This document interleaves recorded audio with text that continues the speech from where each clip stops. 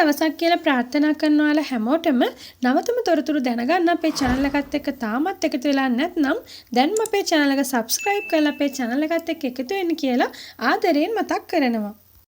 අපි අද වීඩියෝ එකෙන් කතා කරන්න බලාපොරොත්තු වෙන්නේ ශ්‍රී ජයවර්ධනපුර මහා රෝග්‍යශාලාවට අනුබන්ධිත කොළඹ හෝ කඳාන ජාතික හෙද විදුහලේ පුහුණුව සඳහා හෙද ශිෂ්‍යාවන් බඳවා ගැනීම පිළිබඳව අපි එනම් වීඩියෝ එකට ගිහින් බලමු.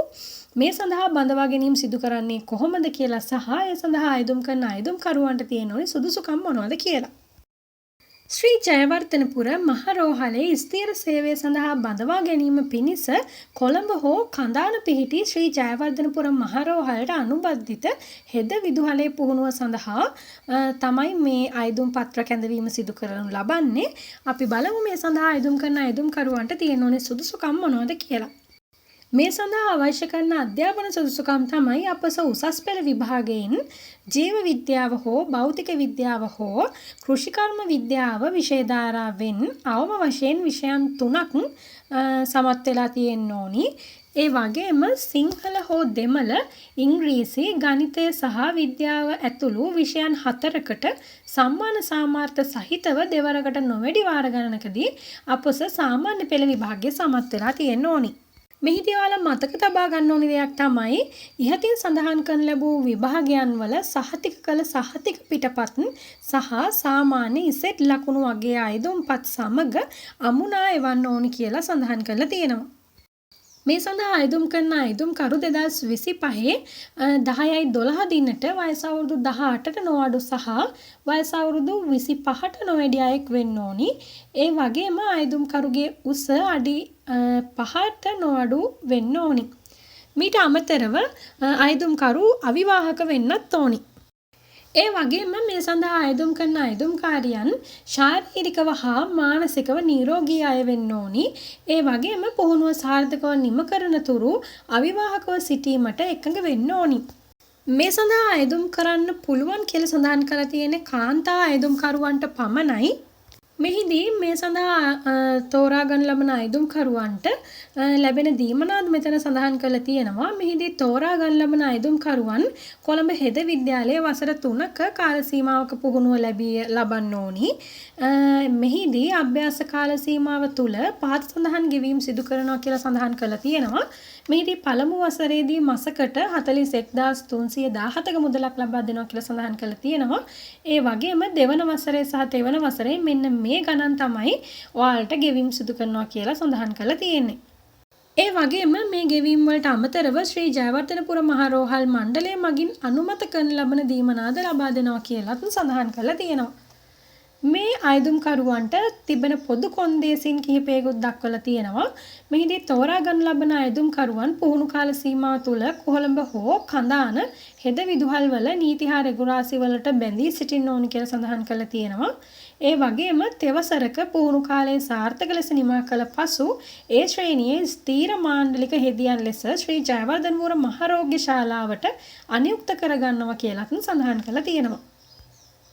ඒ වගේම ශ්‍රී ජයවර්ධනපුර රෝහලේ ස්ථීර සේවයට අනියුක්ත කරන ලබන හෙද නිලධාරීන්ට වෙනත් රෝහල් වලට ස්ථාන මාරු ලබා දෙන්නේ නැහැ කියලාත් සඳහන් කරලා තියෙනවා. මෙහිදී තෝරා ගන්න ලබන ආයුධම්කරුවන් සේවක අර්ථසාධක අරමුදලට සහ සේවක භාරකාර අරමුදලට දායක වෙන්න ඕනි. ඒ වගේම තෝරා ගන්න ලබන ආයුධම්කරුවන් ශ්‍රී ජයවර්ධනපුර මහරෝග්‍යශාලාව සමග තෙවසරක පුහුණු කාල සීමාව සාර්ථකව නිම කරලීමට සහ අවම වශයෙන් ශ්‍රී ජයවර්ධනපුර මහරෝග්‍යශාලාවේ වසර 10ක කාලයක් සේවය කිරීමට එකඟතාවයේ දක්වමින් ගිවිසුමකට හා බැඳුම් කරයකට එළඹෙන්න ඕනි කියලාත් සඳහන් කරලා තියෙනවා. මෙහිදී තෝරා ගන්න ලබන ආයුධම්කරුවන් පුහුණුව ආරම්භ කිරීමට පෙර ඉහත ගිවිසුම් පත හා බැඳුම් කරය ශ්‍රී ජයවර්ධනපුර මහරෝහල් කාර්ය මණ්ඩලය වෙත බාර දෙන්න ඕනි. ඒ වගේම ඉහත සඳහන් ගිවිසුම් පතෙහි කොන්දේසි කඩ කරනු ලැබුවේ නම් අභ්‍යාසලාභියා විසින් රුපියල් ලක්ෂ 3ක අපකරය සහ අභ්‍යාසලාභියා වෙනුවෙන් රෝහල් මණ්ඩලයේ දරූ සියලුම වියදම් ශ්‍රී ජයවර්ධනපුර රෝහල් මණ්ඩලය වෙත ගෙවන්න වෙනවා කියලාත් සඳහන් කරලා තියෙනවා. මෙහිදී පුහුණුව ලබන කාලය තුල විනය කඩකිරීමක් හරි ශාරීරික හෝ මානසික යෝග්‍යතා නොවන බව තහවුරු නොතින් පුහුණුව අත්හිටුවීමට සිදු වෙනවා කියලාත් දක්වලා තියෙනවා. මෙහිදී ඉල්ලා ඇති නියමිත සුදුසුකම් නොමැති බව හෝ වංචනික තොරතුරු ඉදිරිපත් කර ඇති බවට තහවුරු වුණොතින් පුහුණුවත් හිටවීමට සිදු වෙනවා කියලාත් සඳහන් කරලා තියෙනවා. අපි බලමු මේ සඳහා අයදුම් කරන්න ඕනි කොහොමද කියලා. මෙහිදී ආ කොටස යටතේ දක්වා තියෙන සුදුසුකම් සම්පූර්ණ කරලා තියෙන අයදුම්කරුවන් ඈ කොටසෙහි සඳහන් කොන්දේසි සමග එකඟ වන්නේ නම් මේ සඳහා අයදුම් කරන්න පුළුවන්. මෙහිදී ඔයාලා අයදුම් කිරීමේදී 2025 10/27 වන දිනට පෙර ඔයාලගේ අයදුම් පත්‍රය යොමු කරන්න ඕනි. මෙහිදී ඔයාලගේ අයදුම් පත්‍රය ලියාපදිංචි තැපෑලෙන් යවන්න ඕනි. ලියාපදිංචි තැපෑලෙන් ඔයාලගේ අයදුම් පත්‍රය යවන්න ඕනි ලිපිනය තමයි අධ්‍යක්ෂ ශ්‍රී ජයවර්ධනපුර මහරෝහල තලපත් පිටිය නුගේගොඩ යන ලිපිනයට. ඔයාලගේ අයදුම් පත්‍රයේ යවන ලියුම් කවරේ වම් ඉහළ කෙළවරේ ශිෂ්‍ය හෙදියන් සඳහා අයදුම් පත යනුවෙන් සඳහන් කරන්නත් ඕනි.